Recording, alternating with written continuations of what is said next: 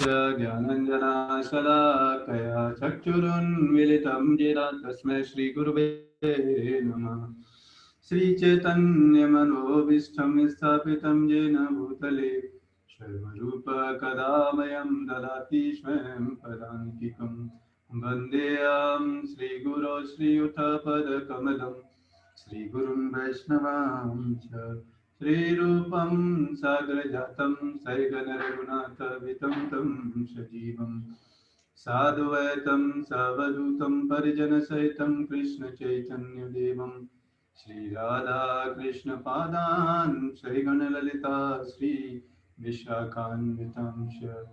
हे कृष्ण करुणा सिंधु दीनबंधु जगत्पते गोपेश गोपिका कांत राधा कांत नमोस्तुते। तप्त कांचन गौरी राधे वृंदावनेश्वरी वृषभानुसुते देवी प्रणमामि हरिप्रिये। वंशाकल्पतरुभ्यश्च कृपा सिन्धुभ्येव च पतितानां पावनेभ्यो वैष्णवेभ्यो नमो नमः। जय श्री कृष्ण चैतन्य प्रभु नित्यानंद श्री अद्वैत गदाधर श्रीवासादि गौरभक्तवृंद। हरे कृष्णा कृष्ण कृष्ण हरे हरे हरे राम राम राम हरे हरे। हरे कृष्णा। तो आपका हार्दिक स्वागत आज के इस सेशन में। और आज हम भगवद गीता के सेकंड चैप्टर का 30 वर्स डिस्कस करेंगे। सिम्टम्स ऑफ सोल के बारे में डिस्कस करेंगे। तो आइए, ये भगवान कृष्ण ये श्लोक बोल रहे हैं। देहि नित्यम अवध्योयम देहे सर्वस्य भारत तस्मात् सर्वाणि भूतानि न त्वं शोचतुमर्हसि। और ये कंक्लूडिंग आत्मा के बारे में भगवान कंक्लूडिंग वर्ड्स बोल रहे हैं। फिर दूसरा टॉपिक स्टार्ट होगा इसी चैप्टर में। हे भरतवंशी, भरतवंशी मतलब अर्जुन को संबोधित कर रहे हैं। शरीर में रहने वाले मतलब आत्मा का कभी भी वध नहीं किया जा सकता, अतः तुम्हें किसी भी जीव के लिए शोक करने की आवश्यकता नहीं है। इससे पिछले वाले श्लोकों में इतना सिम्टम्स बताया सोल के बारे में कि सोल ना तो किसी मैटेरियल वेपन से, ना ही मैटेरियल एलिमेंट से, किसी से भी इसको नष्ट नहीं किया जा सकता। तो यहाँ पर बताया जा रहा है कि इसलिए अर्जुन फिर तुम्हें शोक करने की क्या जरूरत है ना। तो भगवान यहाँ पे अर्जुन को कई सारे एंगल से कि आत्मा को खत्म नहीं किया जा सकता, तो आप अपने कर्तव्य का निर्वाह करो। ये जो गलत कार्य कर रहे हैं इनके लिए क्यों शोक कर रहे हैं, नहीं? इसलिए भगवान उसको मोटिवेट कर रहे हैं कि धर्म के लिए युद्ध करें, और जिससे कि ये लोग जो अनवांटेड जो लोग हैं, जो अधर्म के नाम पर अधर्म फैला रहे हैं संसार में, नहीं, तो उनको खात्मा किया जाए। इसके लिए भगवान ने मोटिवेट किया। तो एक आत्मा के केवल सिम्टम्स से ही हम आत्मा को महसूस किया जा सकता है, और कोई तरीका है नहीं, है ना। देखो बार बार आत्मा के बारे में ये इतनी चीजें क्यों बार बार हैमर की जा रही हैं। भगवान आप देखो इतने सारे एक ही श्लोक बोल देते कि आत्मा ये है, आत्मा ये है, आत्मा ये, इतने सारे 15-20 श्लोकों से भगवान आत्मा के बारे में लगभग सेम नॉलेज दे रहे हैं। क्यों रिपीटेशन कर रहे हैं भगवान के मूर्ख हैं? मूर्खों के लिए रिपीटेशन कर रहे हैं। इतनी बार सुनने के बाद भी हमारी इस दिमाग में घुसता नहीं। बार बार रिपीट, खाने के लिए तुरंत भूख लगाती है कि नहीं। अब देखो कभी भी खाने के लिए हमको ध्यान नहीं भूलता, क्योंकि भूख लगती है डेली, है कि उसके लिए कभी ध्यान नहीं भूलेगा। किसी आपने पूछा होगा कि अरे मुझे आज खाने का ध्यान भूल गया, ऐसा कभी नहीं हुआ हो। लेकिन ये जो ज्ञान है जो डेली हम सुन रहे हैं, अब पता नहीं कैसे सुन रहे हैं, है कि नहीं। वैसे ये ज्ञान जो हमने प्रीशियसली आधा 15-20 मिनट रखी है, इनको बड़े ध्यानपूर्वक सुनना चाहिए। क्यों? अगर कोई व्यक्ति जिसके डाउट, इससे लगता है कि आप लोगों के कोई डाउट्स नहीं है, कोई प्रश्न नहीं आता, इसका मतलब दो ही लोग तरीके के लोग हैं जिनके प्रश्न नहीं होते। या तो उनको सब कुछ समझ में आ रहा है, या फिर उनको बिल्कुल समझ में नहीं आता, है नहीं। और दोनों, तो इसलिए उनके दोनों के डाउट्स नहीं होते। तो अगर आप इतने बुद्धिमान हैं कि आपकी समझ में आ रही है तो हो सकता है आपके डाउट नहीं, और मे भी हो सकता है कि आप ध्यानपूर्वक न सुन रहे हो तो समझ में ही नहीं आ रहा हो, है कि नहीं, बिल्कुल ही ऊपर ऊपर से जा रहा हो तो भी नहीं प्रश्न आएंगे। लेकिन अगर कोई व्यक्ति समझने का प्रयास कर रहा होगा और उसकी समझ में नहीं आएगा तो प्रश्न जरूर पूछे, है नहीं? नहीं तो फिर वो समय ऐसे निकलेगा, है कि नहीं, थोड़ा बहुत जो भी समझ में आएगा, भगवान की वाणी रिपीट हो रही है, कुछ तो फर्क पड़ेगा, है कि नहीं। बट ये है कि ये आत्मा का के बारे में इतना रिपीटेशन क्यों किया जा रहा है शास्त्रों में? देखो, आपको इतना इंफॉर्मेशन रिपीट किया जा रहा है क्योंकि रिपीटेशन करने से, बार बार रिपीटेशन सुनने से, पढ़ने से एक ही चीज बार बार हमें समझ में आती है, नहीं तो एक बार समझ में नहीं आता। आपने देखा होगा जब आपने खुद भगवत गीता पढ़ा था, अब आप भगवत गीता डिस्कस कर रहे हो तो कुछ अंतर आया होगा, है ना। अब नेक्स्ट टाइम जब पढ़ेंगे, नेक्स्ट टाइम और डिस्कस करेंगे तो और समझ में आएगा।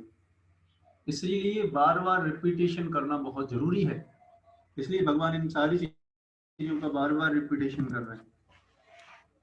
अब भगवान अविकारी आत्मा विषयक अपना उपदेश समाप्त कर रहे हैं, है ना। अब भगवान क्या कर रहे हैं? कंक्लूडिंग वर्ड्स बोल रहे हैं। जैसे होता है ना, कोई सब्जेक्ट बोलते हैं आप, जब मान लो कोई सेशन देते हो, लास्ट में हम कुछ इंपॉर्टेंट चीजें, जब हम कंक्लूडिंग वर्ड्स बोलते हैं इसका मतलब ये करना है हमको, ये करना चाहिए हमको, उनको बोलते हैं कंक्लूडिंग। पूरे लेक्चर में सार क्या है, घर ले जाने वाला पॉइंट क्या है, इंप्लीमेंट करने वाला पॉइंट क्या है, उसको बार बार at the end of the session बार बार रिपीट किया जाता है, जिससे कि वो समझ में आए, है ना। इतने सेशन में इतनी सारी चीजें होती है, लेकिन एक चीज एक दिन में तो कुछ करें। तो इसलिए भगवान इस 30 चैप्टर में कंक्लूडिंग वर्ड्स बोल रहे हैं कि आत्मा को कोई नष्ट नहीं कर सकता। अमर आत्मा का अनेक प्रकार से वर्णन करते हुए भगवान कृष्ण ने आत्मा को अमर तथा शरीर को नाशवान सिद्ध किया। ये दो चीजें समझ जाए इस संसार का कोई व्यक्ति, है ना, समझने का मतलब है कि उसके चरित्र में उतर जाए तो उसके जीवन की सारी समस्याओं का समाधान हो सकता है। लेकिन समस्या ये है कि ये जो दो चीजें, कि शरीर नाशवान है, हम शरीर नहीं है, हम ये आत्मा है, ये समझना बड़ा मुश्किल है एक जीवात्मा के लिए, क्योंकि इतना इस संसार में इतना आसक्त है, अपने लिए सोचता ही नहीं व्यक्ति।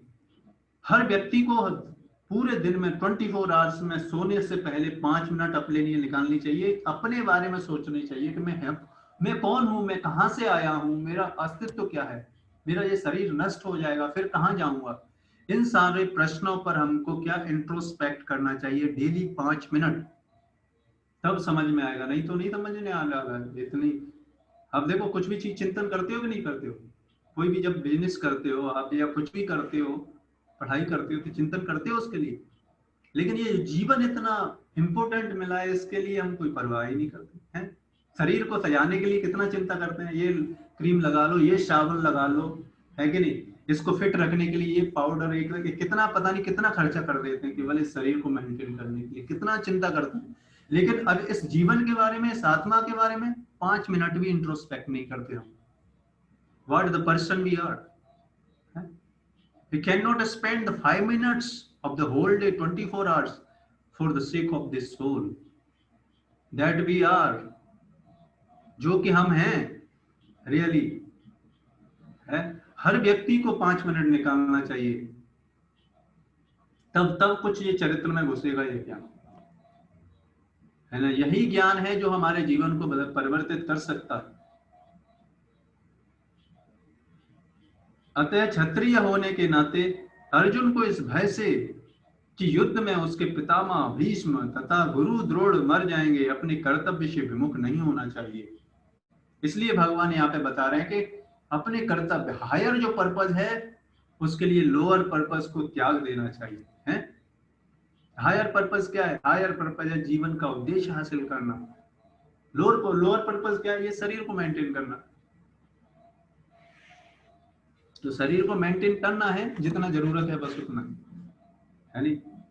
एक बार हमने आपको उदाहरण दिया था, है नहीं, कि एक स्त्री सोने का पिंजड़े में तोते को पाले रखी है और पिंजड़े को डेली साफ करती है, तोते का ध्यान नहीं रखती, उसको खाना पीना नहीं खिलाती। तो तोता एक दिन मर गया, फिर बाद में रो रही है कि नहीं? तो मूर्ख स्त्री क्या करेगी वो? तो समझना चाहिए था भाई को, उस पिंजड़े से ज्यादा कॉस्टली वो तोता है, उसका केयर करना चाहिए था साथ साथ में। उसी तरीके से हमें इस पिंजड़े रूपी शरीर का बड़ा ध्यान रख रहे हैं डेली, 24 आवर्स, 24 क्रॉस 60 × 60, है नहीं, इतने सेकंड्स हम क्या कर रहे हैं, इस शरीर को बस निर्वाह करने के लिए कार्य कर रहे हैं, आत्मा के लिए ध्यान नहीं दे रहे। तो क्या होगा, आत्मा के लिए जो उद्देश्य था वो नहीं अचीव होएगा, फिर नेक्स्ट बॉडी मिलेगा कुछ ना कुछ, और फिर इस संसार में फंस जाएंगे। कृष्ण को प्रमाण मानकर भौतिक देह से भिन्न आत्मा का पृथक अस्तित्व स्वीकार करना होगा। यह नहीं कि आत्मा जैसी कोई वस्तु या कि जीवन के लक्षण रसायन की अंतःक्रिया के फलस्वरूप एक विशेष अवस्था में प्रकट हो गए। ऐसा नहीं है कि ये शरीर केवल जीवन के जो लक्षण है, आत्मा के जो सिम्टम्स जो शरीर में दिख रहे हैं, ये केमिकल सिक्रेशन है। नहीं, केमिकल सिक्रेशन नहीं है भाई, समझो, मृत्यु के बाद भी वही केमिकल है शरीर में, है? आत्मा निकल जाता है शरीर से, उसी की वजह से जो केमिकल सिक्रेशन भी आत्मा की वजह से ही होता है बॉडी में, है? यद्यपि आत्मा अमर है, किंतु इससे हिंसा को प्रोत्साहित नहीं किया जाता है। दूसरे प्रोस्पेक्ट में कोई गलत एंगल से ले सकता है, आत्मा तो हमारे आते, मार दो इसको, मेरा दुश्मन है, इसको मार दो, कोई नुकसान थोड़ी होने वाला। ऐसा नहीं है, आपने उसके जीव आपको आप उसका को शरीर नहीं दे सकते किसी को, तो शरीर लेने का अधिकार कैसे है? तो ना तो आप किसी का शरीर दे सकते हो, ना ही आप शरीर ले सकते हो, ये भी अधिकार नहीं है, पाप लगेगा इसमें, है? यहाँ पर भगवान कुछ हायर पर्पस के लिए, क्योंकि आधार्मिक लोगों को खात्मा करना है, इसलिए जैसे बॉर्डर पे सैनिक को आदेश है, इसलिए वो दूसरे देश के लोगों को मारता है। लेकिन अगर कंट्री में विदाउट परमिशन ऐसे करे तो उसको सजा मिल जाएगी, उसी तरीके से। इसलिए अर्जुन परमिशन ले रहे हैं भगवान कृष्ण से, इसलिए इसे गलत एंगल से गलत इंप्लीमेंट नहीं किया जा सकता आत्मा को। फिर भी युद्ध के समय हिंसा का निषेध नहीं किया जाता, क्योंकि तब इसकी आवश्यकता रहती है। ऐसी आवश्यकता को भगवान की आज्ञा के आधार पर उचित ठहराया जा सकता है, स्वेच्छा से नहीं, अपने मन में आए वैसे नहीं कर सकते। जो शास्त्रों और जो अथॉरिटीज जो सैंक्शन करती है कि नहीं, आर्मी ऑफिसर बोलता है कि युद्ध करो, तो सेना युद्ध करती है कि नहीं? उसी तरीके से यहाँ पर भगवान कृष्ण जो कि परम अथॉरिटी है, इस पूरे ब्रह्मांडों, करोड़ों करोड़ों असंख्य ब्रह्मांडों के मालिक हैं, ये भगवान कृष्ण अर्जुन को बोल रहे हैं, तो कुछ हायर पर्पस के लिए बोल रहे हैं कि नहीं? तो ये आत्मा के सिम्टम्स जिसके लिए, जिससे कि ये शरीर ग्रो होता है, बड़ा होता है, बीमार होता है, लेकिन ये सब क्या है, आत्मा की वजह से ही होता है। जैसी आत्मा निकल जाता है शरीर से, आप देखो शरीर में बदबू आने लगती है दूसरे दिन। वही स्त्री जो कि शरीर से इतना प्रेम करती थी, आप देखो, वही पुरुष जो कि स्त्री से इतना आसक्त था, जब मृत्यु होने पर वही वही वही मॉलिक्यूल्स हैं, वही एटम्स हैं, वही बॉडी है, लेकिन वो सारा प्रेम डरता है उसकी वजह से, उसके पास भी नहीं जाता, डरता है, आप देखो। लेकिन जब आत्मा होती है तो देखो क्या है। तो ये ज्ञान समझना चाहिए, और समझ के बड़ा गंभीरता पूर्वक इस ज्ञान पर विचार करना चाहिए। डेली हम सबको डेली 5 मिनट निकालना चाहिए अपने लिए, इंट्रोस्पेक्शन के लिए। This is the very crucial point. This will, अगर हम ऐसा करेंगे तो ये ज्ञान हमारे चरित्र में बहुत फास्ट तरीके से जा सकता है, इनबिल्ड हो सकता है कि नहीं? तो इसलिए ये हमको करना चाहिए। और ये जो ज्ञान है, ये इस स्पिरिचुअलिटी का फंडामेंटल है, ये स्पिरिचुअलिटी का एबीसीडी है। अगर आप ये चीज नहीं समझ पाएंगे कि we are not this body, we are the soul, तो फिर स्पिरिचुअलिटी के आगे जो प्रिंसिपल्स हैं, आगे जो सिद्धांत हैं, वो नहीं समझ में आएंगे। प्रेम क्या है वो भी नहीं समझ में आएगा, क्योंकि ये यही रूट है। अब देखो, किसी भी लैंग्वेज को समझने के लिए आपको उसके अल्फाबेट समझने होते हैं कि नहीं समझने होते? कोई बोले नहीं अल्फाबेट नहीं, मैं लैंग्वेज सीखूंगा, तो कहाँ से लैंग्वेज सीखना? पहले अल्फाबेट सीखना पड़ेगा, फिर वर्ड्स समझने पड़ेंगे, वर्ड्स के मीनिंग समझने पड़ेंगे, फिर सेंटेंस कैसे फॉर्मेशन होता है वो समझना पड़ेगा, पैराग्राफ कैसे बनाए जाते हैं उसको रूल समझने पड़ेंगे, फिर आप देखो फिर लैंग्वेज सीख जाओ। उसी तरीके से स्पिरिचुअल मैटर में ये fundamental principles, we not this body, we are the soul, ये फंडामेंटल प्रिंसिपल है, first fundamental principle of the spirituality. अगर ये नहीं समझ में आया तो आगे स्पिरिचुअलिटी नहीं समझ में आएगी। रियलाइजेशन करना तो बहुत दूर की बात, इसलिए ये ज्ञान है ना, क्योंकि अभी ये ज्ञान यहाँ पर दिया जा रहा है, इसके बाद आगे और भी चीजें आएंगी, लेकिन और फिर क्या होगा, फिर हम अगर ये चीजें समझ में आएंगे, समझ पाएंगे, तब समझने का मतलब ये नहीं कि केवल हाँ हम बोल रहे हैं, रट रहे हैं एक बार क्या हुआ, समझने का मतलब लोग गलत समझ लेते हैं।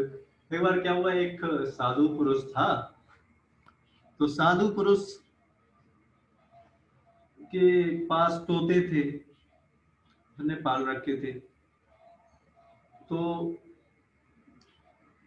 वहां पर जब वो बहेलिया वगैरह आता था, तो उस तोते, एक दिन साधु पुरुष को कहीं बाहर जाना था, तो सोच रहा था कि मैं जाऊंगा तो इनको कैसे बचाया जाए बहेलियों वगैरह से, तो उसने कहा चलो इनको सिखाते हैं, सिखाया उनको तोतों को, देखो बहेलिया आएगा, तोते बोले बहेलिया आएगा, जाल बिछाएगा, जाल बिछाएगा, दाना डालेगा, तोते बोले दाना डालेगा, जाल में फंसना नहीं, जाल में फंसना नहीं। तो साधु पुरुष ने बोला बहुत वेरी गुड, पहली बार में ही समझ में आ गया आपको, क्या बात है, अच्छा सुनाओ क्या समझ में आया? बहेलिया आएगा, दाना डालेगा, जाल बिछाएगा, दाना डालेगा, जाल में फंसना नहीं, क्या बात है, सबको एकदम रट गए। अब साधु पुरुष को एकदम कन्विंस हो गया, ठीक है अब मैं जा सकता हूँ यहाँ से, और वो चला गया साधु पुरुष कहीं बाहर, और क्या हुआ, बहेलिया आया, जाल बिछाया, दाना डाला, और ये तोते बोल रहे हैं क्या, बहेलिया आएगा, दाना डालेगा, जाल बिछाएगा, जाल में फंसना नहीं, और बहेलिया ने ये सब किया, और तोते क्या है, गए बोलते जा रहे हैं कि बहेलिया आएगा, दाना डालेगा, जाल बिछाएगा, जाल में फंसना नहीं, और वो जाते हैं, और उधर से जब साधु पुरुष आ रहा होता है, और साधु पुरुष आ रहा हो देख रहा होता है, और ये तोते बड़ी तेजी से चिल्ला रहे हैं, बहेलिया आएगा, जाल बिछाएगा, दाना डालेगा, जाल में फंसना नहीं, और साधु पुरुष बड़ी आश्चर्य में, देख के उनको बड़ा आश्चर्य में था, इतना तेजी तेजी से चिल्ला रहे हैं, और सबसे आश्चर्य की बात है कि क्या वो जाल में फंसे हुए हैं, जाल में फंसे हुए चिल्ला रहे हैं तो पाठ तो उनको याद था, लेकिन पाठ उनके भेजे इस दिमाग और इस चरित्र में घुसा नहीं था, तो कहीं हमारे साथ ऐसा ना हो जाए है नहीं,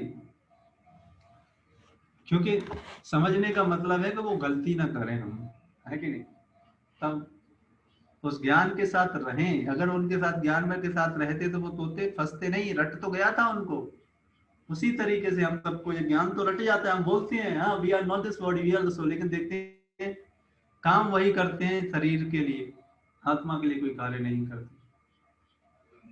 इसीलिए आज के श्लोक में भागवतम के तीसरे स्कंद के 15वें अध्याय के 24वें श्लोक में बड़ा डिटेल में ब्रह्मा जी इस ब्रह्मांड की पहली लिविंग एंटिटी ब्रह्मा जी हैं, और वो क्या बोल रहे हैं सुनो, है ना, हम उनके सामने कुछ भी नहीं है, बड़े बड़े व्यक्तियों की बात तो सुनो पहले, ये अभ्यर्थितामपि च नो न गृतिं प्रपन्ना ज्ञानं च तत्त्वविषयं च धर्मयं यत्र नराधनं भगवतो वितरन्त्यमुष्या शम्भो हिताविततया वतमाययाते। और इसमें ब्रह्मा जी क्या बता रहे हैं? ब्रह्मा जी ने कहा, हे प्रिय देवताओं, मनुष्य जीवन इतना महत्वपूर्ण है कि हमें भी ऐसे जीवन को पाने की इच्छा होती है। आप सोचो, ब्रह्मा जी भी इस मनुष्य जीवन को पाने की इच्छा करते हैं। ये मनुष्य जीवन इतना दुर्लभ है मिलना, बट क्या है ना, हम देखते हैं कि हमारे आमने सामने इतने मनुष्य हैं तो कोई परवाह नहीं करते इस मनुष्य शरीर का, क्योंकि मनुष्य रूप में पूर्ण धार्मिक सत्य तथा ज्ञान प्राप्त किया जा सकता है। इस मनुष्य शरीर में ही ये ज्ञान, भगवान की भक्ति की जा सकती है। यदि इस मनुष्य जीवन में कोई व्यक्ति भगवान तथा उनके धाम को नहीं समझ पाता तो यह समझना होगा कि वह बाह्य प्रकृति के प्रभाव से अत्यधिक ग्रस्त है? अगर कोई व्यक्ति इतना सुनने और समझने के बाद भी भक्ति नहीं करता है ना, सुबह उठ के जपमाला नहीं, भगवत गीता नहीं पढ़ता, इतना सुनने के बावजूद भी, और शाम को रिपोर्ट नहीं भेजता अरे, तो इसका मतलब क्या है? इसका मतलब ब्रह्मा जी बता रहे, मैं नहीं बोल रहा, ब्रह्मा जी बता रहे कि वो बाह्य प्रकृति मतलब इस संसार की माया से ग्रसित है, वो इस संसार से आसक्त है, चाहे वो कितना भी बातें करे। लेकिन fact of the matter is, if अगर वो ये नहीं कर पा रहा, he is attached with the body and this material world. ये ब्रह्मा जी बोल रहे हैं कि नहीं? इसमें कोई शक नहीं होना चाहिए हमको। और ये सब चीजों के लिए इंट्रोस्पेक्शन करना चाहिए, क्या मैं आसक्त हूँ, क्या कर रहा हूँ, आज का समय मैंने ऐसे ही निकाल दिया है।